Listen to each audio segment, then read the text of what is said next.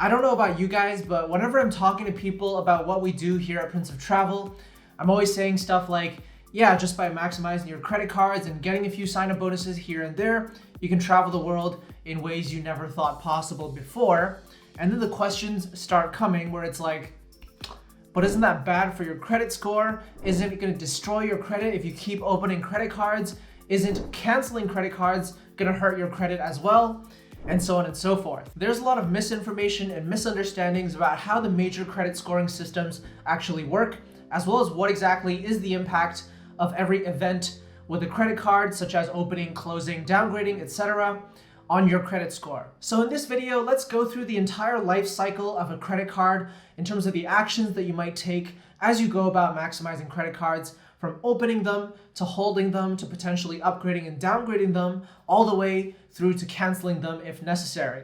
And once we examine the actual impact of every component of your credit score at each of these steps, I think we can tease out the big picture pattern in terms of how maximizing your credit cards, getting multiple credit cards for different purposes as you travel the world, will actually impact your score in practice. If that sounds good to you, then drop a like under the video for the algorithm, and let's begin. Before we get started, it's worth familiarizing yourself with how credit scores are actually calculated and what components go into the calculation of one's credit score and overall credit health. Now, I'd recommend that you go check out this video that I had made all the way back in 2018, although it still holds true as of today, or you can check out the article that we've written on princeoftravel.com as well. To summarize though, your credit score is composed of 5 different components: payment history, which accounts for 35% of your score; utilization, which accounts for 30% of your score; length of credit history, which accounts for 15% of the score; new inquiries, which accounts for 10% of the score; and credit mix, which accounts for the last 10% of the score. For payment history, the better your payment history, the more reliably you've paid every single card on time and in full, the better. For utilization, the lower your utilization ratio, which refers to your statement balances as a percentage of your credit limits, the better. You're aiming for that sweet spot of around 5 to 20% utilization. For the length of credit history criterion, obviously the longer that you've been using your cards responsibly, the better. And for the new inquiries, the fewer new inquiries you have on your credit file, also known as hard inquiries or hard hits, the fewer of those, the better. And for credit mix, the more different types of credit you have on your credit file, such as credit cards, mortgages, phone bills, car loans, lines of credit, whatever it is, the more diversified your credit portfolio is, the better. For the purposes of this video though, we'll just focus on credit cards. Ultimately, the credit mix criterion is only 10% anyway, so there's no need to worry too much about it. All right, now that we're clear on how the credit score works, let's start a new credit card's life cycle with the application. What actually happens on the credit score side when you hit that submit button and the page spins around and says, please wait 60 seconds for a decision, and then you're approved. Well, what happens during those 60 seconds is that the credit card issuer submits a hard inquiry to your credit file with one of the credit bureaus, Equifax or TransUnion here in Canada. So at this stage, you've got a new inquiry on your credit profile with one of the bureaus. That impacts the new inquiries criterion of your credit score. Remember, that's 10% of your overall score. Since it's better to have fewer inquiries compared to more inquiries, getting an additional new inquiry thus lowers your score by a little bit because of this 10% criteria. Right now, as of this moment, no other components of your credit score are impacted just yet, only the new inquiries component. And so your score might take a dip by a few points if you happen to check, just because you've gotten a new inquiry recently. Now, obviously, we're assuming you got approved for the card to move on to the rest of the video, but if you did happen to get declined, then this new inquiry would still be on your credit file, and so you would have wasted a credit hit because you would have taken that small dip of 5 to 10 points to your credit score, but you wouldn't have gotten any rewards out of it in the form of a new credit card with a new sign-up bonus. But we're assuming you got approved, so you wait about a week, get the credit card in the mail, activate it, start using it, and then your first statement posts to your account. And this is when there's the next set of impacts to your credit score and your credit profile. Note that this is different from when you first applied for the card. At that time, you got a new inquiry on your file, but when the first statement posts, what you get is a new trade line on your credit file, or otherwise known as a new credit account showing up on your list of credit accounts. So when this newest account shows up on your total list of accounts, what happens to the 5 different components of your score? Well, nothing happens to payment history because this is your first statement. You haven't had a chance to indicate any sort of payment history on this account just yet. For utilization, well, it kind of depends on what utilization your first credit card statement posted with. If you kept it to within that 5 to 20% sweet spot that we often talk about of your overall credit limit, then that's going to have a small positive impact on your credit score. But if you did run up your balance all the way to the credit limit on the first statement, then there's going to be a bigger negative impact on your credit score because you're reaching close to 100% utilization. So obviously, in order to ensure that you have the best credit impact possible upon the first statement posting, try to keep it within that 5 to 20% sweet spot in terms of your closing balance. The other criterion that gets impacted at this stage is the length of credit history. Because after all, you've got a new credit account showing up on your total list of accounts. That's going to make your average age of accounts a little bit smaller. It's going to make your overall credit file a little bit younger on average. And that counts against your length of credit history because after all, the longer the credit history you have, the better. So this 15% component of your credit score takes a slight hit whenever the first statement of a new credit card gets posted. And if you're to combine this with the previous 10% of new inquiries also taking a slight hit back when you had submitted the application, this means that it's very normal to see your credit score dip by 5 to 10 points every time you apply for a new card. And the idea behind the game we play in terms of maximizing credit cards is that this small temporary impact to your credit score every time you apply will recover over time. And that's exactly where we're going to go next. After your first statement posts, you then have subsequent statements on the same credit card every month. And the idea here is that the 3 major components of your credit score, 35% payment history, 30% utilization, and 15% length of credit history, will all slowly begin to work their magic as you pay off every monthly bill on time and in full. Because after all, as you pay off your bills over time, your payment history is obviously perfect, so that 35% of your score is improving over time.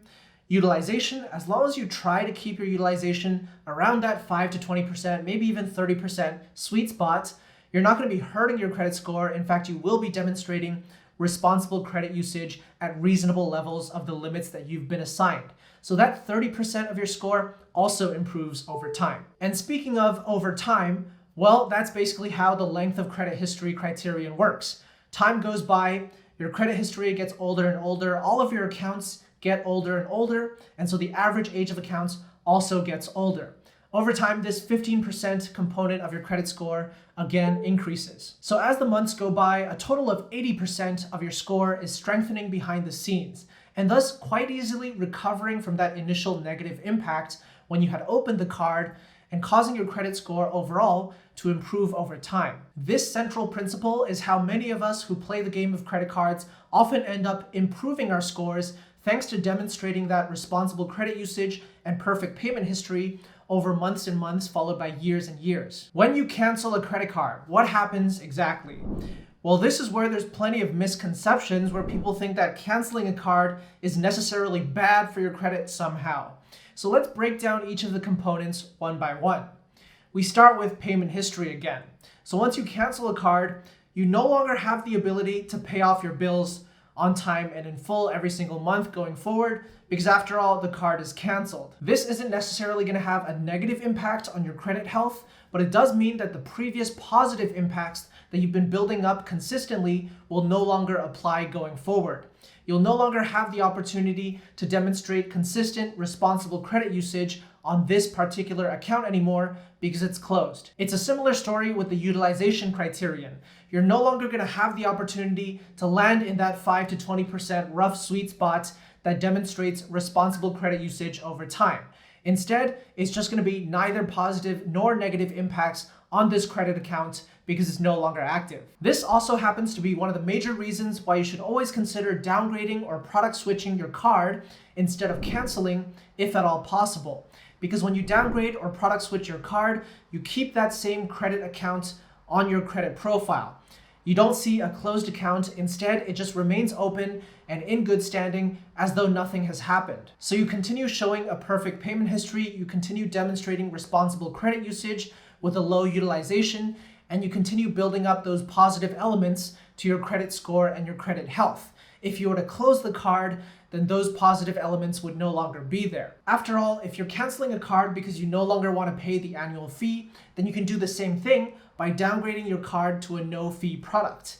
And if you're canceling a card because you like to try to apply again in the future and get the sign-up bonus again, then again, you can do the same thing by downgrading and maybe upgrading to the same product in the future. That kind of varies by bank, by the way. Some banks like RBC, TD, and CIBC are friendlier to the practice.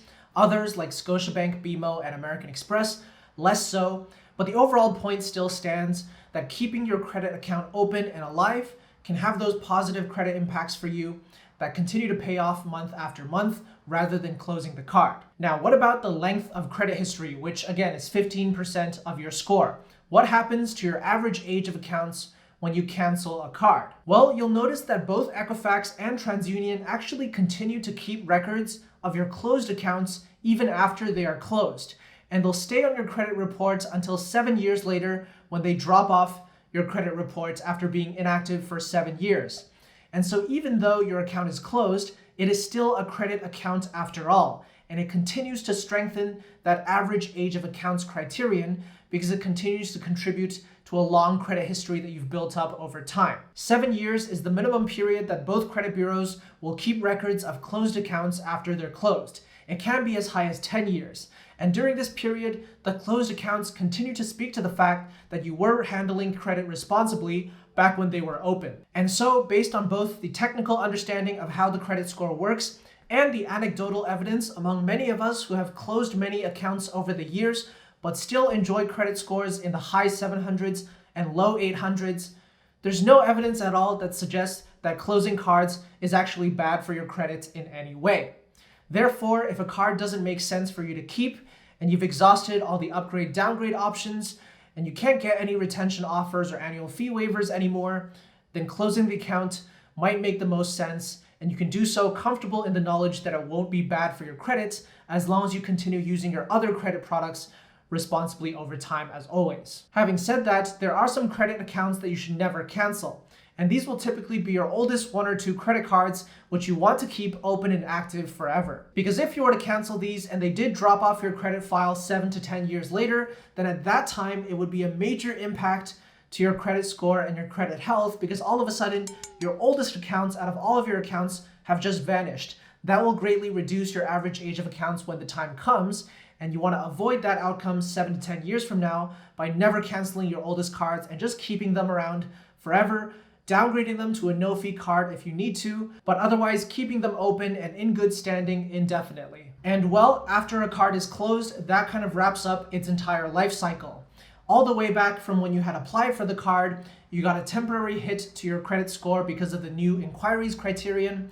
Then the first statement posted, reducing your average age of accounts temporarily, but starting to contribute to a positive impact from payment history, utilization, and your length of credit history strengthening over time. Maybe you decide to hold on to the card and spend on it or make use of its travel benefits, in which case that 80% of your credit score in total continues to strengthen. At some point, you might decide to downgrade or product switch, in which case nothing actually happens on the credit side, and you continue to build up that strength over time. And when you do cancel, those positive elements no longer contribute to that credit account.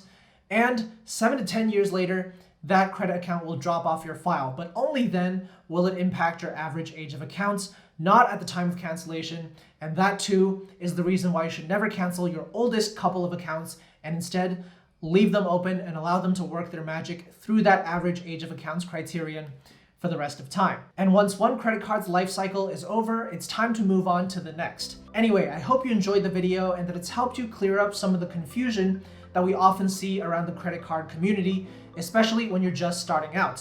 Is opening a bunch of cards gonna hurt my credit? Temporarily, yes, but it will recover over time as long as you use all of those credit cards responsibly. Is closing credit cards gonna affect my credit? only after 7 to 10 years when it drops off your file, and by then you will have continued using credit responsibly for 7 to 10 years, so it shouldn't be too much of an impact. If you liked the video, make sure to hit the like button down below and subscribe to the Prince of Travel YouTube channel. Just click the subscribe button below the video. Let me know in the comments what's your attitude on your credit score when it comes to maximizing credit cards. Are you somebody who pays very close attention to your score month after month, and you will go to the lengths to ensure that you close within 5 to 20% of your statement cycle for utilization purposes? Or are you more somebody who's like, as long as I'm around 700, 750, I'm good and I'll just keep applying for whatever offers come up? I'm curious to hear your thoughts on that. Let me know, and I'll see you in the next video.